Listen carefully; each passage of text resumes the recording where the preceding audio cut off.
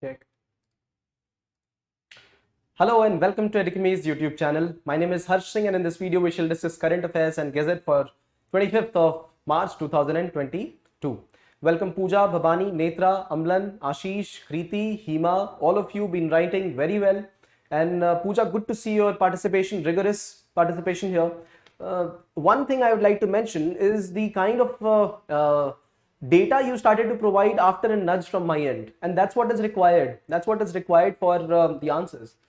When you people mentioned the examples of Lothal, Chabar Port and Gwadar, you know, Lothal Port has been mentioned in many of the maritime documents, Indian maritime documents in the last 2-3 years, and last year they asked the question in the pre-exam. Point being that the documents that we keep referring to, the PDFs of various yearly reports, they are very, very important. And the whole image has been drawn of how Lothal is to be developed by the shipping ministry. So these examples prove to be quite worthy while we look at providing inputs and answers, right? So good effort there. All right. So let's start. Oh, quite a few more. So DG Locker, e-health campaigns, e-Kranti, Bheem, UPI portal. What has happened to you, Pooja? आज क्या खाया है आपने? बहुत अच्छा. Keep it up. Okay, Bhabani says, sir, one doubt. In production of rice, India is still behind China, but how then India became #1 exporter? Why not? Why is it not possible? India, I want to give you an example regarding the production of sugar and sugarcane. Now, India and Brazil compete in the production of sugarcane and sugar both. India being, since these are almost on the top, almost at equivalent ranks. Therefore, so say some simple example is France, Britain and India. The GDP is almost similar. So India ranks 6th sometimes and 7th sometimes.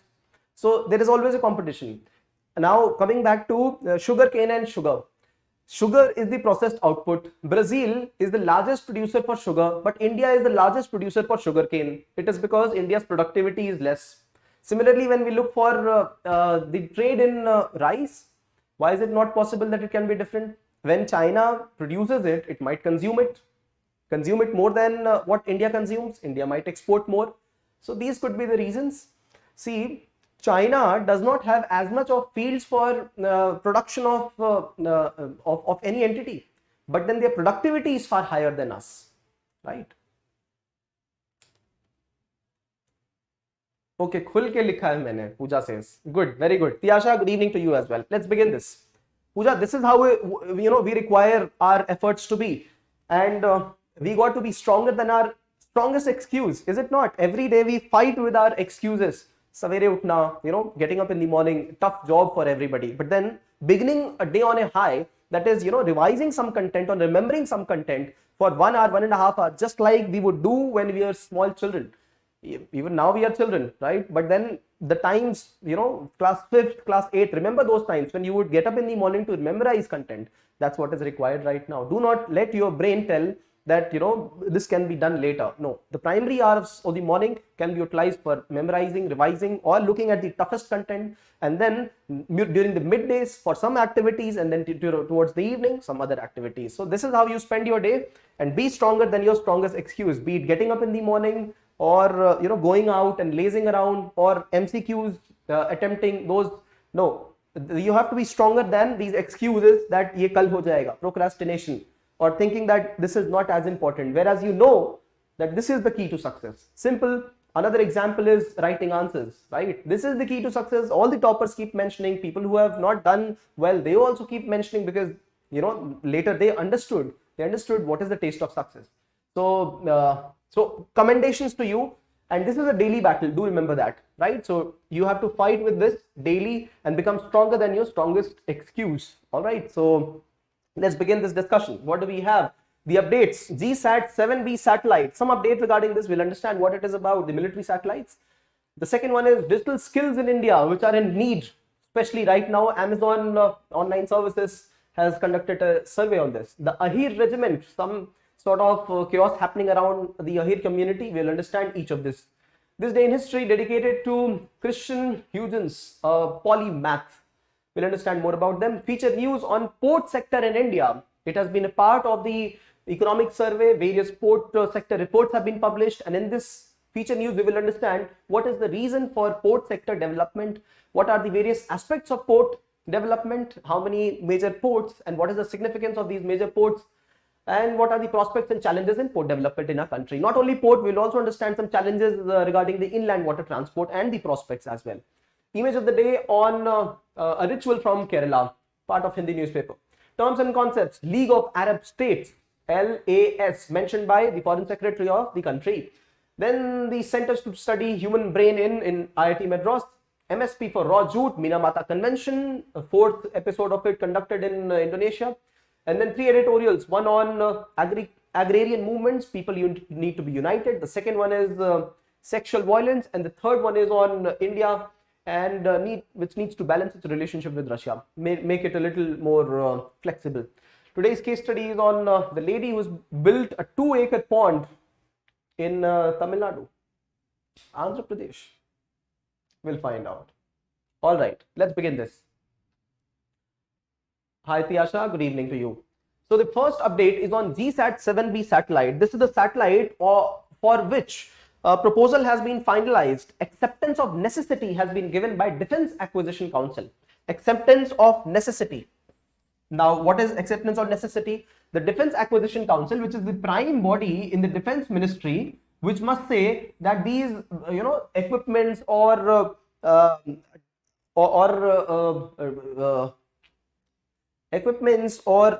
machineries, various tools have to be purchased for the ministry. This is the council which approves it, and this council has recently approved the acceptance of necessity, that these devices are required, they're necessary for Ministry of Defense, right? So out of many of these devices, one of the devices that have been approved is the GSAT 7B satellite, right? GSAT 7B satellite. Now, the other devices which have been approved are light vehicles, 4x4 vehicles, and radar systems, night sight, right? All these things have been approved. So let us understand the main entity here, GSAT 7B, and some more satellite developments in our country. All right. So what are these about? See, the GSAT, geosynchronous orbit satellite, this particular satellite first of all will be launched and it will be put in the geosynchronous orbit in the of the Earth, so around 36,000 kilometers above the Earth's surface, and it will be a communication satellite. So it will be moving along with the Earth, it will be synchronizing with the movement of the Earth, synchronizing its movement along with the Earth's rotation, and that is how it will keep on sending us data. What data will it be sending us? Now this GSAT 7B, we are talking of GSAT 7B. This is going to be sent. We have already sent GSAT 7, we have already sent GSAT 7A, and we have also planned to send a GSAT 7C. Now all these are defense satellites. So they will be used to map various resources, important resources. For example, coastal surveillance, border surveillance. They will be also used to guide the unmanned air vehicles, right? UAVs. If you've seen some movies, America does not even use pilots now, right? It has unmanned air vehicles and they're guided through satellites, and they're satellites along with people who are stationed at radio at different places, completely different places. People are sitting in California and they are manning a UAV through satellites, and the satellite is and this UAV is conducting some exercises in Yemen or Syria. That's how it is. So India is again using this technology in GSAT 7B. This is what it is going to be used for. All right. So this will be around 3-ton satellite, and to be sent 36,000 kilometers above the Earth's surface, and it will be mapping nearly 2,000 nautical miles. 2,000 nautical miles. So 2,000 into 1.8, isn't that right? 1 nautical mile is equal to 1.85 kilometers. It's around this. So mapping around 4,000 kilometers around the Indian Ocean region, right? Mapping all the countries nearby, right? So it will help secure Navy also. And what is it securing? Land establishments along with surface ships, submarines and aircraft, right? So complete reconnaissance and planning for any integrated theater command, right? So this is the update, and it will also be helping in surveillance of border areas. Some of these satellites which are due to be launched, they will also be launched to control the UAVs that I mentioned right now, and also helping the Indian Air Force communicate better, right? Right now, some of the satellites which have been launched to be used by Indian Air Force, they are being used by Indian Army also at the border areas, right? So right now, the idea has been to place the satellite in the geosynchronous transfer orbit and then put it in the orbit. Now, a couple of things about GTO. If you can see this image, see, this is the Earth. This is the Earth, and this is the geostationary orbit. So how does satellite get launched?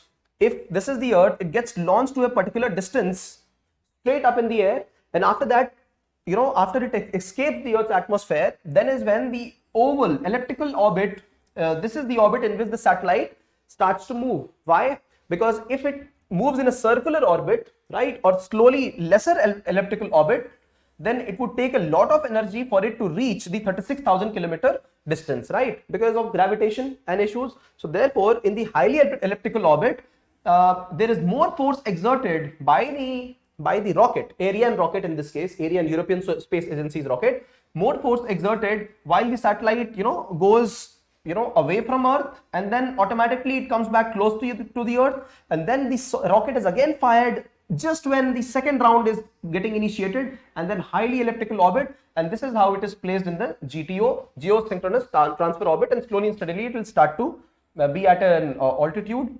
where it can be synchronized with Earth's movement. This is the geosynchronous orbit. Geosynchronous orbit, right? So geosynchronous orbit are those orbits in which at a distance of around 36,000 kilometers, the Earth keeps moving and the satellite moves in sync with the Earth. Geosynchronous Earth orbits, right? And one special geosynchronous Earth orbit is the geostationary orbit, right, where there is no inclination along the equator and the satellite will keep moving along the equator itself, along the equator. Now this satellite is not moving along the equator, it is inclined at a certain degree along the equator, so its movement will typically be of this sort, right? And then now these are geostationary orbits, right? On the other hand, there are polar orbits also, right? So they will be moving around the poles, and there could be sun-synchronous polar orbits also, and these polar orbits are placed at lesser distances, smaller distances. They are low Earth or middle Earth orbits, right? So 500 kilometers, 800 kilometers, 2000 kilometers. So they will be having more number of rounds of Earth within 24 hours. These satellites will be moving along with Earth, along with the Earth itself, right? They will be also mapping the Earth's resources.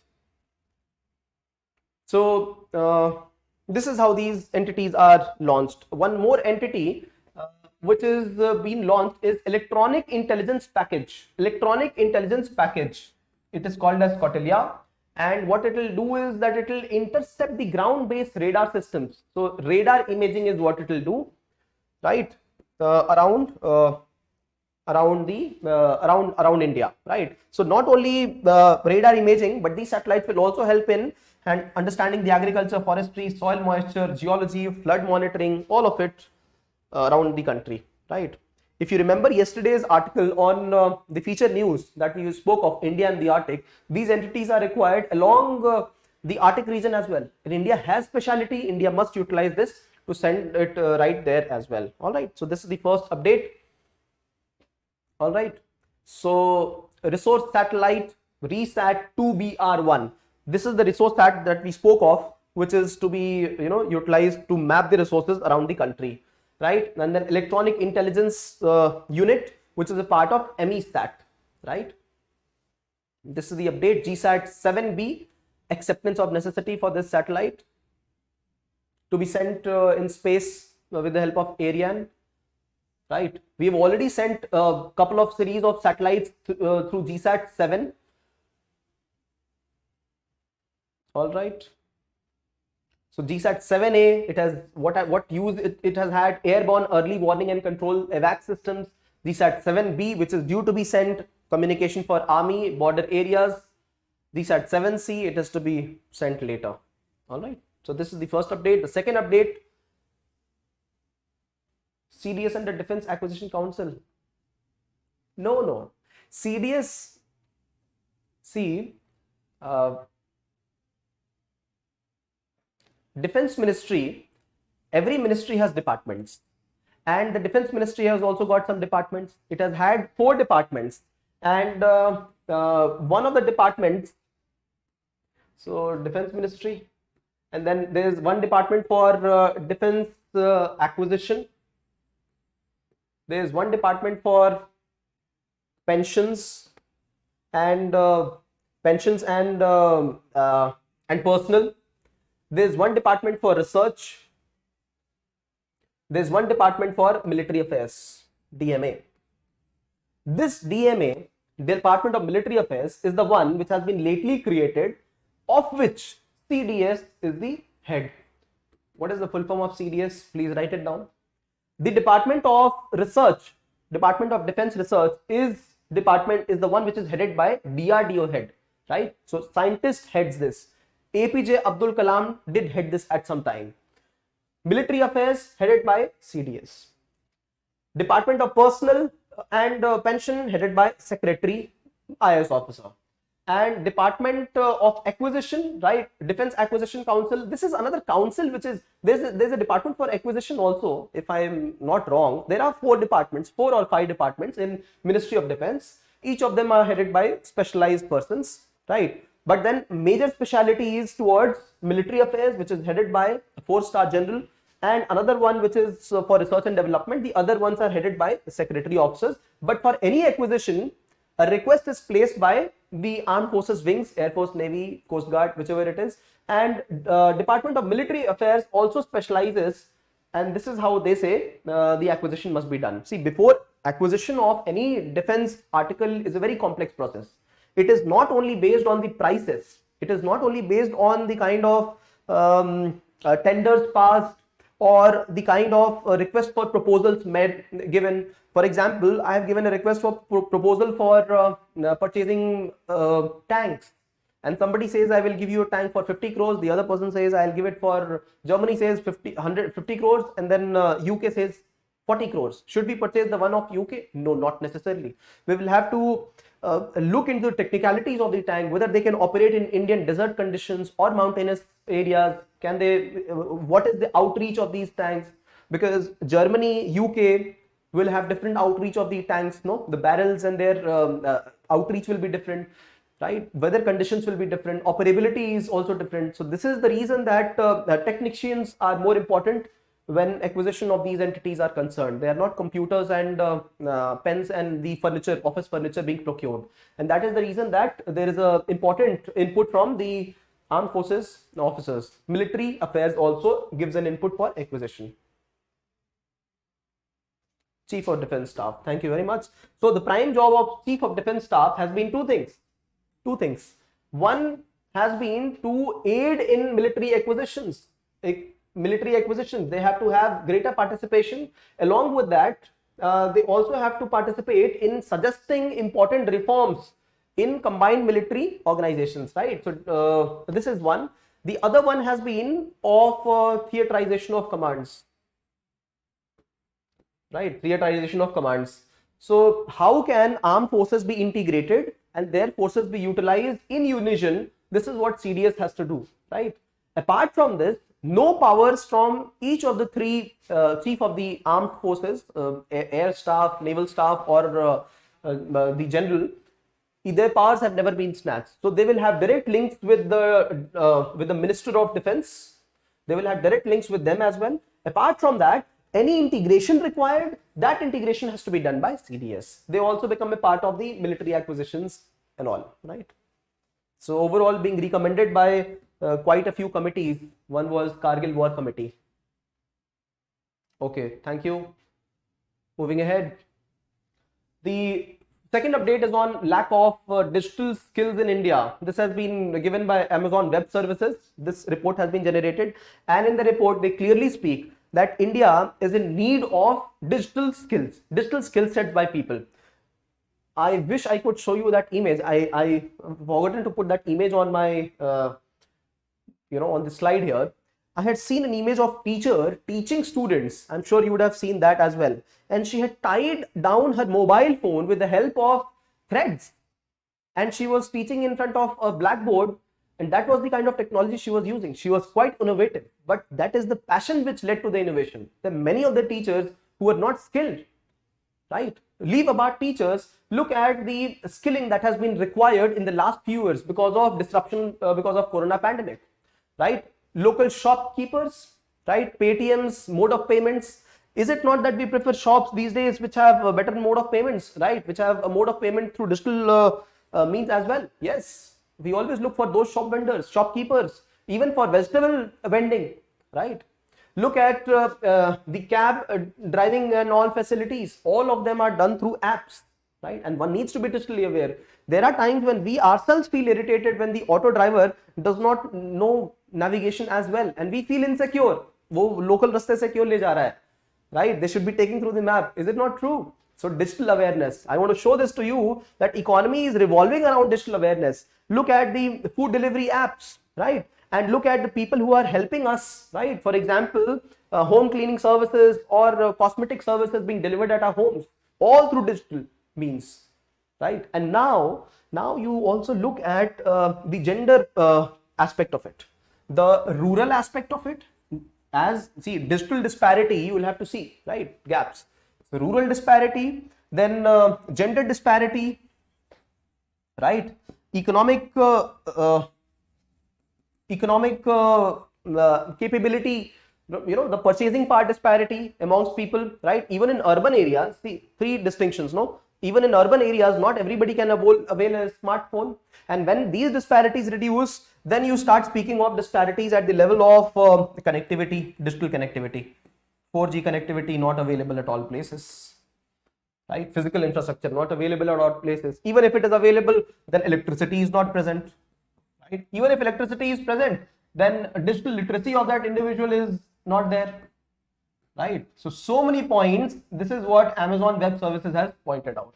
It has said that around 27 million people will be added into that list of people who need urgent attention on digital awareness.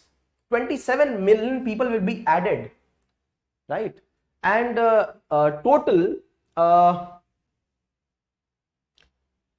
and more than 95% people, and more than 95% of people, they have said that they are not completely digital literate, and these are those people who are operating these kind of operating in this economy.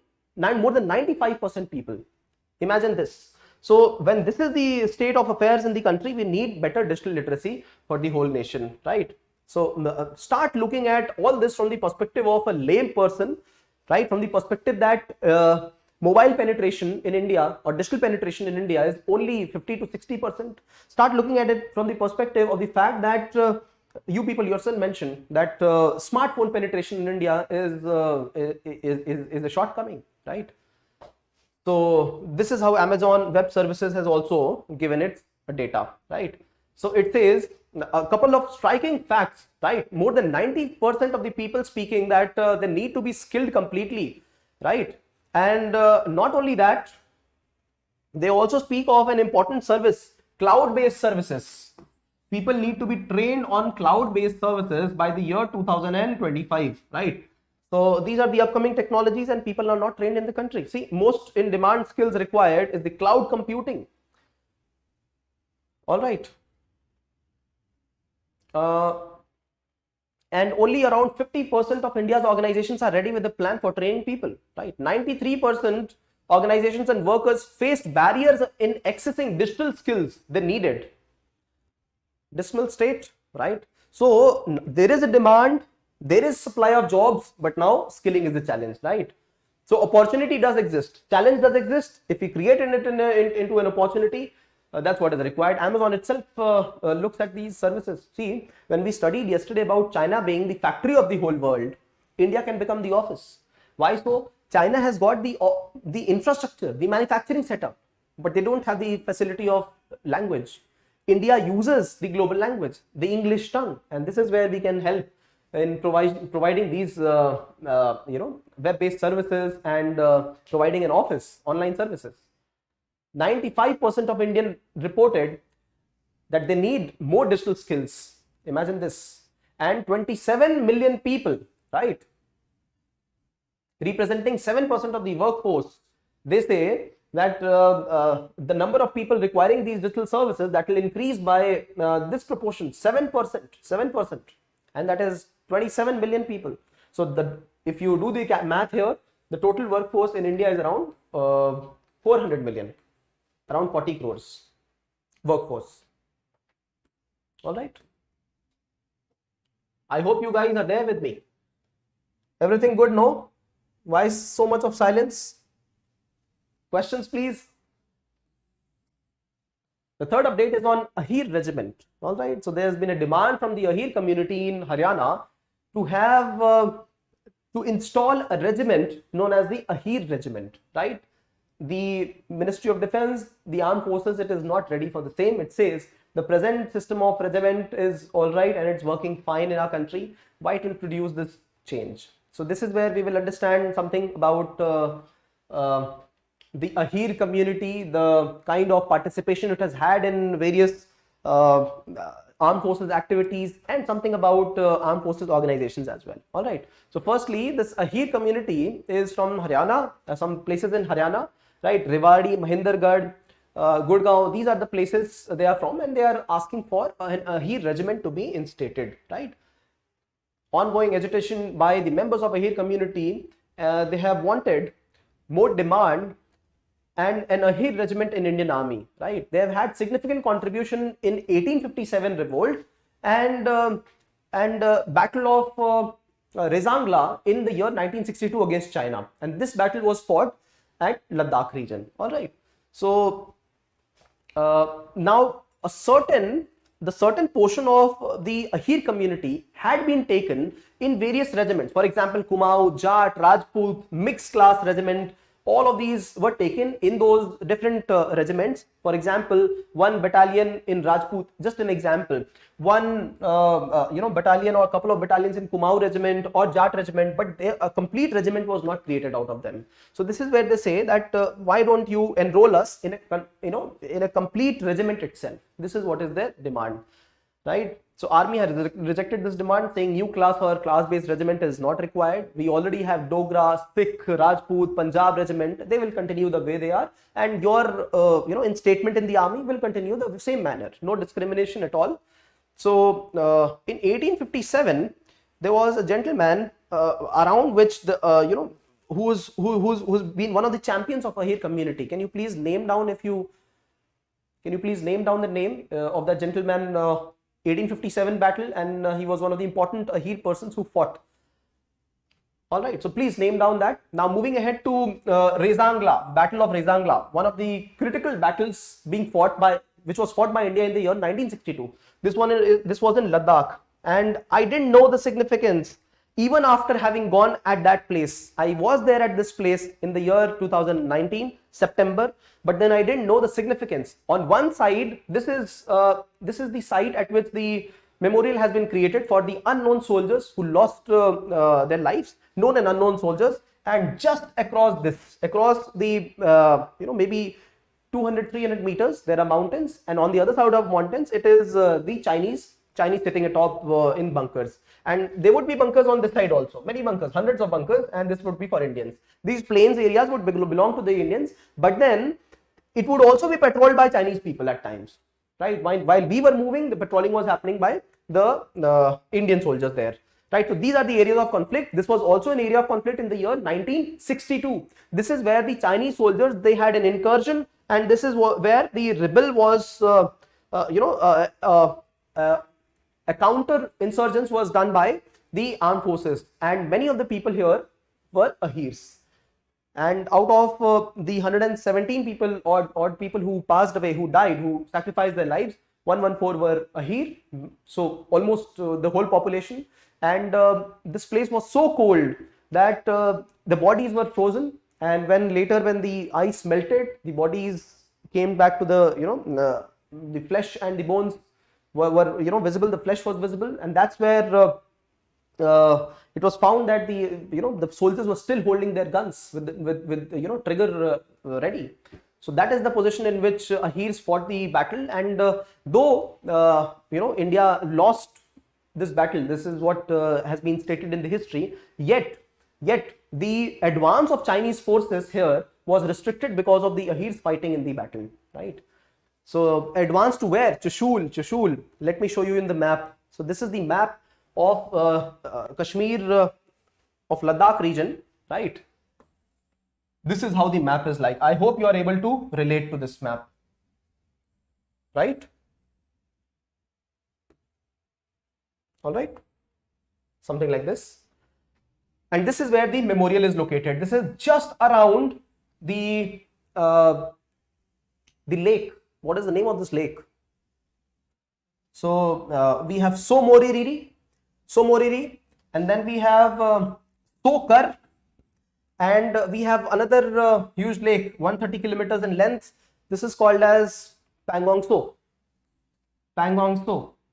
And then we have Somoriri, and then Tokar. And how are they relevant? These are the three lakes, you know, the triangular lakes that are present in the Ladakh region. There are many others, but these are of prime significance. And this is Leh, the capital of Ladakh. So this is where the memorial has been instituted at the border, almost at the border, right? Somoriri, the water is saline or fresh. Tokar, the water is saline, right? This is one of the lakes where salt was also extracted in the past. Salt was extracted, and due to this, the presence of water in this lake has also decreased substantially. And then we have another one, the Pangong So Lake, right? 1/3 in India, 2/3 in China. This is where the memorial exists. All right, and something about regiments. All right, when people are seeking of a regiment for themselves, what does it mean? See, armed forces personnel of 15 lakh, right? So one of the largest armies in the world. Similarly, Indian Railway, around the same population, around 15 lakh of population. So those PSUs or public sector units or government or bodies which have highest number of employees. So defense, around 15 lakh of armed forces personnel. They are divided into various units, right? So when we have an army headquarter, example, army headquarter based in Delhi, it has quite a few commands, 7 commands, actually 7 commands, and the size of these commands are different, right? So training command is of a different size, and then we have northern command, eastern, western, southern, central, those many commands, right? And after commands comes corps. It's written as corps, but it's pronounced as corps. Division, brigade, battalion, company, platoon, and then section. A section will have one specialized unit, right? A small ecosystem where approximately 10 number of people will be there. They will be led by a Havaldar rank, individual, and so somebody carrying a machine gun, somebody carrying medical aid devices, somebody a radio operator, 10 number of people in a section, and three of these sections constitute one platoon. After that comes one company, right? And company will have 3 or 4 platoons again. Similarly, a battalion will have 3 or 4 or 5 companies in itself. And after that, comes brigade, division. This is how not only people are divided, but ranks are also divided in the same manner. For example, section led by Havaldar rank personnel, platoon led by a junior commissioned officer, a subedar level person. Similarly, a company again led by an officer, a battalion led by a colonel level officer, a brigade led by a brigadier, division, corps or led by major generals or lieutenant general, and then very senior officer leading the command, and then we have a 4-star general or chief of the naval staff and air force staff. See, this is where I also want to discuss the CDS, chief of defense staff. See, these are specialized people, no? Specialized in one warfare, so land warfare, and then another complete unit which is specialized in water landfare, marine warfare, land warfare, and air warfare, right? They are specialized in their domains. But then this is where CDS says, let's cut across, let us build a unit, right? Let us build a theater. For example, the Western theater, where Air Force and Army, the Army and the land forces, the Air Force, they will integrate themselves and they will operate at the border areas with Pakistan. Western Air Command, Western Theater Command. Similarly, Andaman and Nicobar would have forces which would have Air Force, land-based and marine, navy, all of them together, and there would be a theater command. So this will be more specialized unit which will be operating in sync with each of the forces, right? So when Kargil wars happened, Air Force was aware of a different plan, Army was aware of a different plan. It should not happen like that. This is the reason we created CDS, right? So this is how the distinction of forces is there. The population is also decentralized and later centralized, and this is working very, very effectively. Now, another thing about regiment is that, why don't you ask a question like that? I don't know, but this cropped up in my mind, and I asked some people who are specialized in this. I asked, do we have caste-based regiments in India? So if we have Rajput based regiments, are they only Rajput people? If we have Kumaon regiment, are people only from the Kumaon area? Or when we have Gurkhas, are they only Gurkha people in the Gurkha regiment? See, these are some of the regiments which have been popular, and they have been made popular by who? By Britishers. So right from the Britishers' time, they introduced Rajput regiment, Gadwali regiment, or Gurkha, or Kumaon regiment, or Jat, and they called them the fighter class, right? This is how they segregated masses from different population, because the poor Indian population, what they would need would be finances, money, and if these population were to fight World War I and be posted beyond the borders, they would earn some money for their family. And this is how some communities, Rajput community, it was distinguished from the other community, and in that only Rajputs were taken, right? So they communalized the atmosphere right back then. Also, they favored those communities which provided their forces for being at disposal for the Britishers. This is what they did that time. But when the independence of India happened, so in regiment is almost a regiment is for the fighting forces, regiment.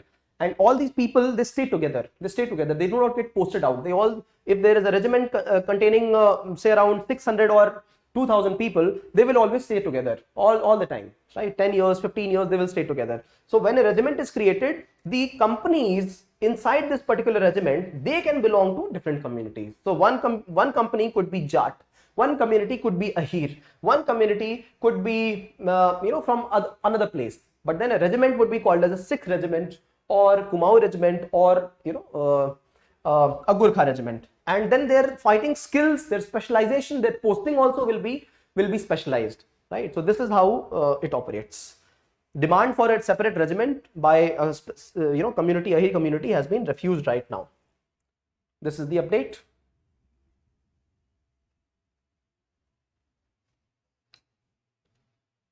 Makhdoom Ali says, your teaching excellent. Thank you, Makhdoom. Thank you. Be a part of us. We will be studying together. Pangong Sto, thank you. Rao Tularam, absolutely, Hima, good one. Rao Tularam in 1857 battle, right? First revolt against the Britishers, commonly called. He came from the Ahir community, and this is how a whole community got recognized through people who are fighting for them, right? So Surya says saline. I want to confirm from you people, is Somoriri saline? Somoriri. And when I'm naming these lakes, these are very important lakes situated at the height of around 18,000 feet. Somoriri is that lake where the unique species of flora and fauna, some of the bird species, crane, they come specially at these places. Somoriri. And then we have Pangong Sto. I had tasted the water. I think it was saline here. It was saline, I think, at both the places. Both of them are saline, and there's a reason for why they are saline. If you know the reason for why these high altitude lakes ought to be saline, even when they're not close to any sea, please put it down in the comments. This day in history dedicated to Christiaan Huygens. So this gentleman, this person was born on, on 25th March 1655, they discovered Titan, Saturn's largest moon. So they were not only an astronomer, they were also mathematician. They were also an inventor, a physicist, right? So many things attributed to one person, a person in physics, possibly various other entities, understanding multiple languages. So a person who is into multiple things at one time, diversity of things, they are called as what is the word? Polymath. And a person into multiple languages is polyglot. All right. So he was also the inventor of pendulum clock, also the inventor or founder of wave theory of light. Light travels in waves, right? Also improved the accuracy of the clock with the help of pendulum clock. Also discovered Titan. Imagine the same person doing so many things. Do you wonder if there is something left to be invented or discovered? Is it true? Is there something left, Amlan, for us to discover or invent, or has Huygens and Einstein and Newton done everything for us? I feel there is quite a lot of things to discover. Feature news for today is on port sector in India. See, right now what we study is a lot of input of information. But once we start knowing how to process this information, people will start listening to us. People will start noting what we are writing. And that is where the spark lies, our development lies. After we have known, we can't rebuild the whole system. We cannot reinvent the wheel, but we can definitely use the wheel for our advantage. So once we know certain basics, right? For example, port sector in India, right? For example, knowing how military classification works, for example, knowing the digital disparity in the country, this is when our insights will start helping. Once we are in a position of power, our insight will start helping those people who need this. All right. So Kriti says, high evaporation, no drainage river, remnants of Tethys Sea. Yes. Not only no drainage. How can you say if there is no? Yes, I understand what you want to say, but a freshwater lake, a completely freshwater lake, how can it become a lake with complete saline water when there is no drainage? This is possible. This is absolutely possible when there's a high rate of evaporation. For example, we have RLC. RLC was asked in the examination, UPSC, I think 2015. And they asked what is the reason for the decrease in the dimension. So a lot of exits of water, but lesser entries into water. Lesser water bodies entering and more water being taken out, and the size of Tethys Sea, size of RLC has decreased proportionally. It is to the tunes of say 70%, more than 70% decreased in size. Imagine this. This is one of the reasons, but the reason for Pangong Tso is especially what you people have written down, Tethys Sea. Yes, absolutely. When the Gondwana land was, it was, if you people know this part, then it is good. If you don't know, then you need to study a little more, because this could be setting examples for pre-questions also, right? This could be the nature of pre-question. What is the reason that we have saline, lakes at high altitudes?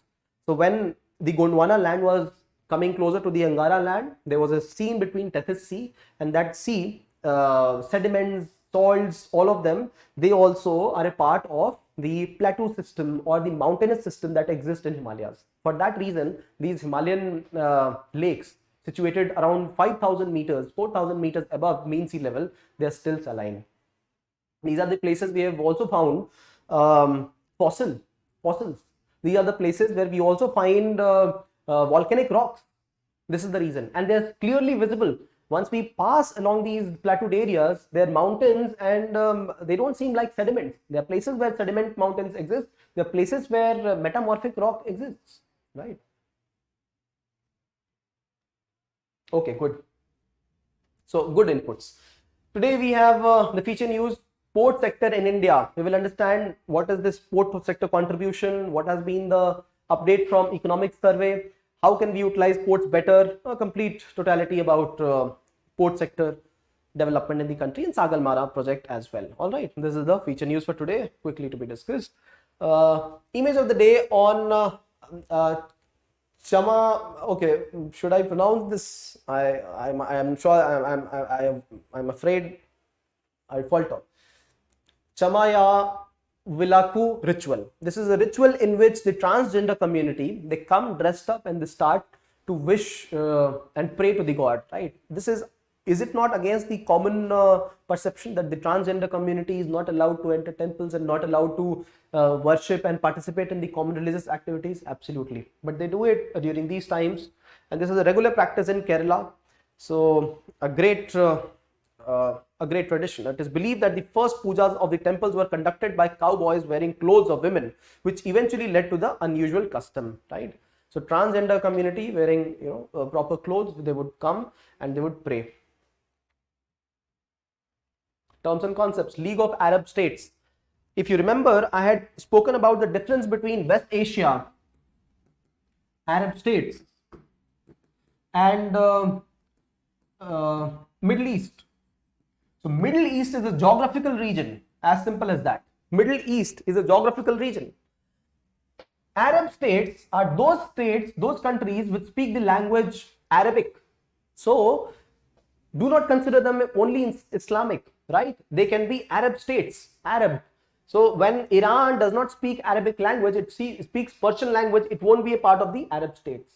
It is not a part of Arab states here. See, this is Iran and this is not a part of the Arab state, League of Arab Nation States. And then West Asia is a part of Asia constituting of all the countries, even if they are Christian countries, Israel, Jew country, or an Islamic country. So this is West Asia. And when we speak of League of Arab States, all the countries which are Arabic speaking would be a part of it. But when we speak of Organization for Islamic Cooperation, that would be Islamic, right? So Islam would be the pinpoint here. I hope you understand how we catch the words. Islam would be the word for Organization for Islamic Cooperation, and League of Arab States, it will be only Arab speaking states. So will Iran be a part of it? Won't be. Will African nations be a part of it? Yes, why not? Anywhere, League of Arab States. Will African countries be a part of OIC? Yes, why not? All the Islamic countries are a part of OIC. Now here we are not studying OIC, we are just wanting to understand what is the League of Arab States. They are reflecting, this association reflects the association of Arab nations and the kind of the camaraderie they have, the interests that they share. This is where in United Nations Security Council, India's representative, the Foreign Secretary, Mr. Shringla, said that the League of Arab States and cooperation between them and United Nations and along with India must increase, right? So India and the Arab world share a civilizational relationship. Absolutely true, because many of the trading entities were found, of these Arab nations were found in India, right? Found on March 22, 1945 in Egypt. This is why they are known. The founding members of Arab states: Egypt, Syria, Saudi Arabia, Lebanon, Iraq, Transjordan, now Jordan, and Yemen. All right. Center to Study Human Brain. IIT Madras has launched a center to generate and study human brain data. So how do they study the human brain data? A live person? Possibly, maybe, yes. But dead persons? Yes, absolutely. So dead person's brain also would be studied, and the word is ex vivo. Ex vivo, not, see, in vivo is inside the body. Ex vivo is outside the body. Outside the body. So outside the body, the human brain is possibly taken out and images are drawn, high resolution images are drawn with the help of devices. And one of the ways to study the brain is this. They're trying to map human brain and to create artificial intelligence devices which can learn from brain. So ethical challenges, absolutely yes. Efficient development, possibly yes. Use that as an example, right? In ethics, use that as an example of scientific development. Use it as an example when we speak of creating efficiencies in economy, right? MSP of Raw Jute for 2022-23. This is a beautiful piece written, and it speaks of one important principle of determining MSP. The principle of determining MSP should be that if 100 rupees has been input, has been the input for cultivation of any crop, the MSP should be at least 1.5 times the input cost. The price of the final product should be 150 rupees, as simple as that, right? This is one thing. Now, when the MSP for raw jute was declared, then the prices have definitely escalated from the past. And so right now, this would ensure 60% of the cost, 60% of the cost over the input. So going to give some profits to the persons, right? So this is one. See, why is jute important? Jute is a very important cultivar so that it replaces the possession of plastic bags. So mandatory use, if you've seen the the containers, the 40 kilo containers of the crop procurement items, right? The rice, sugar, wheat, all of them are jute. Earlier they were plastic, and now it was made mandatory by the government that jute must be used at those places where it can be used. This is how we will ensure that jute is in demand. It was not in demand in our country very much, right? But it grew in demand, and this is a good replacement for plastics, right? So that is why jute in demand. Now, when India and Pakistan became different countries, the jute producing areas and jute factories, they were all differentiated. Can you please tell me if India had the jute producing areas or India had the factories? Can you please write that in the comment section? So MSP for jute has been declared. This is what is the update. All right. The point being 60% over the weighted average cost of production. Thank you very much, the government, for this. Minamata Convention on preventing the use of mercury. Now, recently, I think it was the 4th summit of this Minamata Convention, and to eliminate the use of mercury everywhere. One of the reasons tube lights are called as mercury is because mercury is used in tube lights. And so this is where you should be able to relate to the kind of lobbying that happens. India has been lobbying that, since, developed countries have said, let us phase out the use of these tube lights by the year 2024-25. Developed countries. India says, please don't do this. Why? Because in India, we still have a chunk of population using tube lights at places, and tube light is economical as compared to LED. See, LED panel, complete panel is available for around 200 to 300 rupees, right? Go to shops, you will find this, and this is completely replaceable. The whole panel gets replaced for 200 to 300 rupees, and it survives for say 2, 3, 4 years. On the other hand, the tube light also survives for quite a while, but the cost of tube light, 35 watt tube light, is just 40 rupees, 45 rupees. So this is economical, and India says that, India is lobbying, saying do not, have the, elimination of these tube bulbs done by the year 2025. We will try to do it by the year 2030, right? So this is one of the things in news lately. Minamata on the convention on mercury, right, causes a lot of ill effects in the body with increased consumption of mercury, water, food products, etc. See, have a look at this. A ban on new mercury mines, phasing out of existing ones, phasing out and phase down of mercury use in several products and processes, controlled measures on emissions to air and release to land and water, and regulation of informal sector of artisanal and small scale gold mining. Mercury is used for small scale gold processing, small scale, right? So mercury has to be banned wherever gold mining and processing is done. Then see, new mercury mines, a ban on new mercury mines, right? Phasing out and phasing down of products, example, devices using mercury, right? How mercury is released in emissions or in atmosphere, that has to be controlled. These are the parts of the Minamata Convention. All right. So thermometer, another example. All right. Okay, the factories in India. Producing areas near eastern coast, including Bangladesh, but more factories. Okay. Many jute mills in West Bengal had shut down. See, and similar was the case with cotton, Pakistan and India creation. All right. See, as you mentioned that it is not cost effective. Oh, you're talking of this. I thought you were talking of jute not being cost effective. Even if jute is not cost effective and plastic is economical, if we have an ecosystem, look at the country like Bhutan, right? A simple example. Look at the developed countries like European Union countries. They have bare minimum standards. If you sell them products below that standard, it will count as non-tariff barrier. They will not even import those products.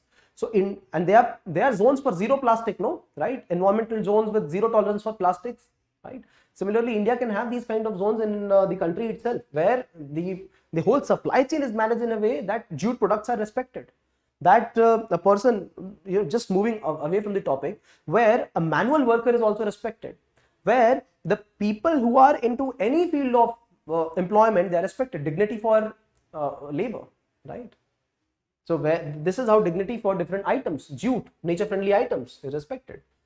Right? Jute wetting, that is an important process. Wetting, where the jute fiber is put in the water, and it is to refine the fibers of jute, and this is how jute is processed.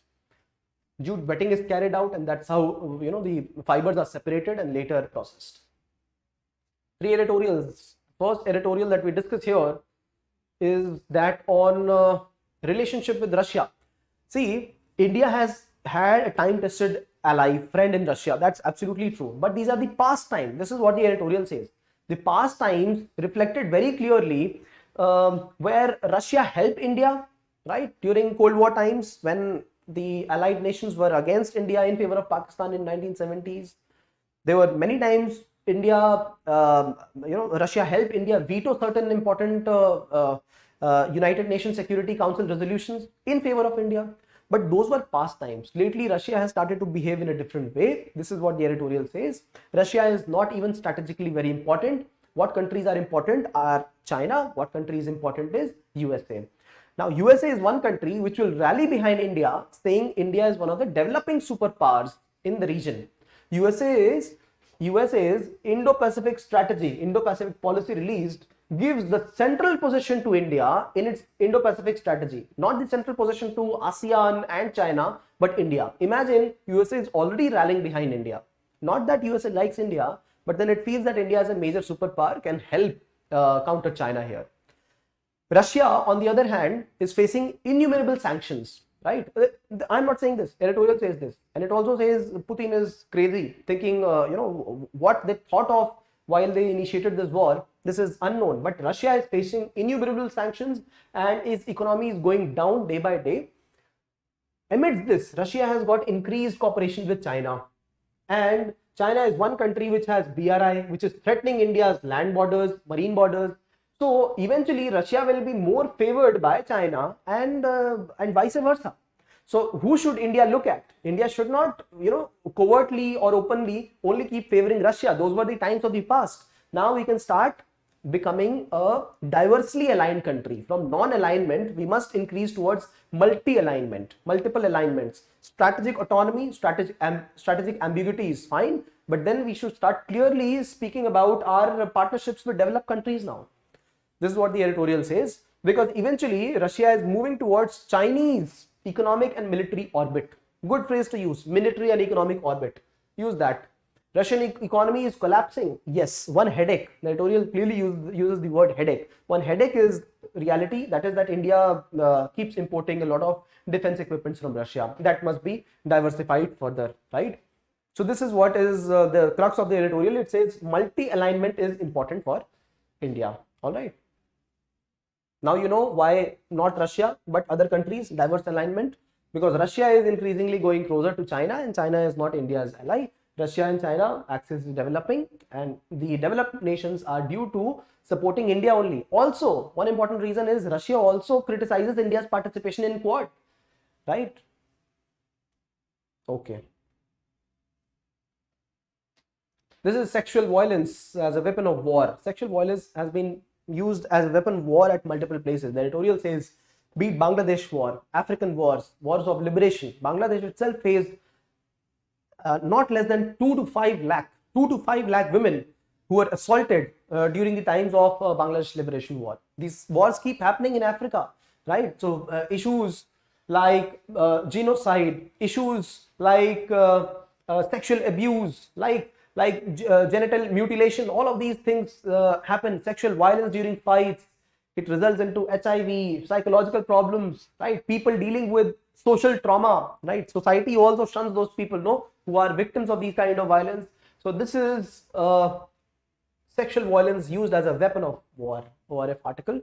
The crux is that there must be an ending to this kind of violence against women and young women in public-private spaces. All right. These wars are also happening in Ethiopia and Eritrea, Eritrean forces, right? They're fighting for land, they're fighting for water, and in that they are committing these crimes against those people who are innocent, those people who cannot retaliate and have a retaliation, and this is how sexual violence is conducted. Is this not true for India as well? Sexual violence as a weapon of exploitation, as a tool of subjugation, community wise. The effect of farm sector changes in agrarian movements in India. I don't know if you have come across one of the articles which clearly mentioned that majority of the farmers, they favored the farm laws. This was one of the reports presented by the government, and in light of that, possibly in light of that report, this particular editorial has come up. It says that all the farmer unions and individual farmers, they must be united. They must present a united front of the farming issues. So this is how, when they have a political consensus, they will have a collective bargaining power, right? So farmers not only in Punjab or Haryana, but farmers in Bihar and Jharkhand also must be at the same level. Now, if one of the levels is using organic farming, if it is so, it must be a common point for all of them, be it rich farmers, poor farmers, subsistence farmers, commercial farming, all of them. But then, do we have such a national level leader who is heading the farm revolution? If we have scientists, that is not enough. We need to have a people's leader, not one, but many. But we don't have that, right? This is what it says that we must have, right? See the groups in Punjab and Haryana which have lobbied against the farm laws, they are a specific community, right? This is not representative of all the people around the whole nation, right? So be it using the capital intensive forces, right? Only 40% of mechanized farming happens in India, right? Be it the cropping pattern in the country, all of the farmers must be in unison, right? If we are using more water and it is hurting the farm economy itself, then farmers must be made aware, no, right? So in Punjab, one common situation is that many of the people have moved abroad and or they have settled in urban areas, and they've given sharecroppers the field so that they could cultivate, and sharecroppers wouldn't care of how much water has been utilized and flooded in the fields, how much electricity has been utilized. All they care for is some money for the present year and the upcoming year. That's it. So this is how the workforce is not in sync with the requirements, changing nature of the agriculture. So monetization of agriculture inputs, be it that having political consensus, be it that using a specific cropping pattern and evolving that, or using machinery equipments, each of them requires a single point of understanding and then a bargaining power with the government, right? They need to build coalitions across different class of farmers. As I mentioned, this is the update here, right? Absolutely true, right? And see, these criticisms are against farming community that they are not united. This is there against tribal communities also. We do not have tribal leaders, right, who are representative of all the tribal issues at the national level, right? Just lately, 4 days back, there was a report by a parliamentary committee. It said that the tribal commission has not submitted the annual report in last 4 or 5 years. There is an annual report. See, what I keep discussing here in feature news segments or some other segments are some of the parliamentary committee reports, right? They criticize the effect of the government, working of the government, or appreciate at places. Majorly, they look at the shortcomings, and these are the ways through which we can, as UPSC aspirants, understand how the government must be more functional. So tribal committees, the National Commission for Tribals, not working at all, right? No political consensus and collective bargaining power, because we don't have a national leader in tribals. 7.5% plus population in the country, right? Dispersed at central India, northeast India, eastern India, and western India. But then those are the challenges. So when we look at leadership bargaining power, see, this is a major point, not only for this. So that's what I say, when you revise, those points will be there in your mind, and you will start reflecting on those points on various headings. That's what is required. So spend some time. Let's cook a biryani together, not a khichdi, right? Biryani, how does it get cooked? It takes a while, no? It takes a while to cook biryani, right? It takes a while, it takes a little while. Thoda thoda wo pakka hai. There's little smell. That smell is your answer writing skills. What you speak verbally, it is that. And slowly and steadily, when the examiner tastes your biryani, it'll be like, yeah, I don't need anything else. Just give me some raita and I'll give you the money. What is the money for you? Your marks. All right.